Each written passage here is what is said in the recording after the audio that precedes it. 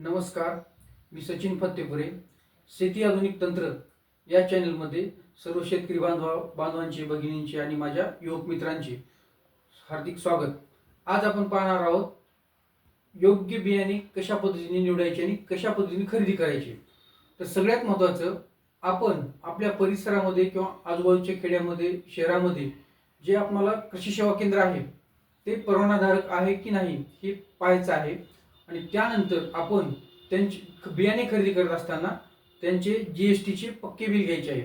Bill घेत असताना आपण त्या बिलावरती दुकानदारांनी काय लिहिलंय हे पाहणं गरजेचं आहे.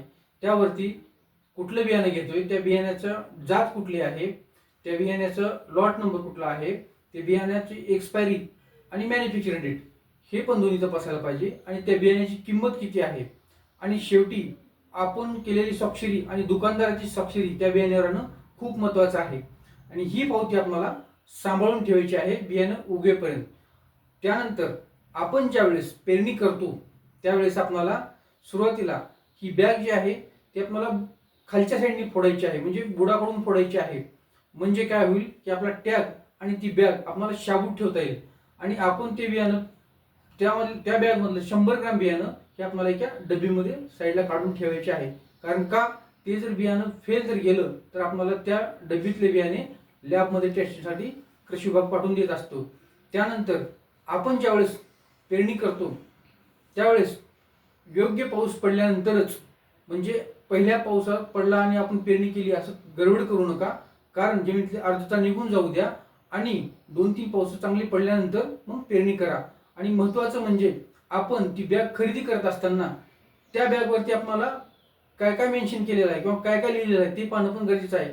त्या बॅगवरती ती बॅग कुठल्या कंपनीची आहे, त्या कंपनीचं नाव, त्या कंपनीचा मोबाईल नंबर, ते बियाण्याची जात, त्या बॅगवरती बियाण्याची जात कुठली आहे, त्या बियाण्याची एक्सपायरी डेट, मॅन्युफॅक्चरिंग डेट, बियाणे बीज प्रक्रिया केलेली डेट, त्यानंतर आपण त्या बॅगवर मुख्य अधिकारी जी स्वाक्षरी करतो कृषी विभागाचा त्यांची स्वाक्षरी आहे का, आणि त्या बियाण्याची उगवण क्षमता किती टक्के आहे, या सगळ्या गोष्टी पाहणं खूप गरजेचं आहे.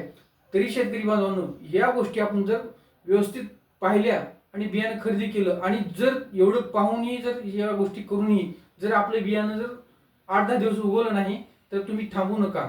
तुम्ही पंचायत समिती किंवा जिल्हा परिषद, तालुका कृषी अधिकारी किंवा जिल्हा कृषी अधिकारी यांच्याकडे आपली तक्रार नोंदवा. म्हणजे काय होईल की तक्रार नोंदवल्यामुळे ते बियाणं जर फेल खरंच गेलेलं असेल तर ते बियाणं तुम्हाला, त्या बियाण्याचा खर्च मिळतो किंवा ते बियाणं तुम्हाला बदलून मिळतं. यानंतर बियाण्यामध्ये आपल्याला वेगवेगळे टॅग असतात: मूलभूत बियाणं, पायाभूत बियाणं, प्रमाणित बियाणं आणि सत्यप्रत बियाणं. तर हे बियाणे घेत असताना आपण टॅग पाहून घ्यायचे. पिवळ्या रंगाचा, निळ्या रंगाचा, हिरव्या रंगाचा, असे वेगवेगळे टॅग असतात किंवा पिवळ्या रंगाचा. तर आपण बियाणं घेत असताना डबल लेवलचे बियाणं घ्या आणि ते बियाणं आपल्या जमिनीमध्ये व्यवस्थित उगवण शक्ती होईल. आणि आपण रस्त्यावरच्या बियाण्याची खरेदी अजिबात करू नका, किंवा कोणी स्वस्त देतो म्हणलं तरी करू नका. आणि जर घरचं बियाणं असेल तर त्याची उगवण क्षमता आजच काढा. 100 बियापैकी 80 बियाणं जर उगवले असेल तर ते बियाणं पेरण्यायोग्य आहे. एवढंच मी आज बियाण्याबद्दल सांगतो आणि पुढील भागामध्ये आपण याच्यापेक्षा सविस्तर चर्चा करू. नमस्कार.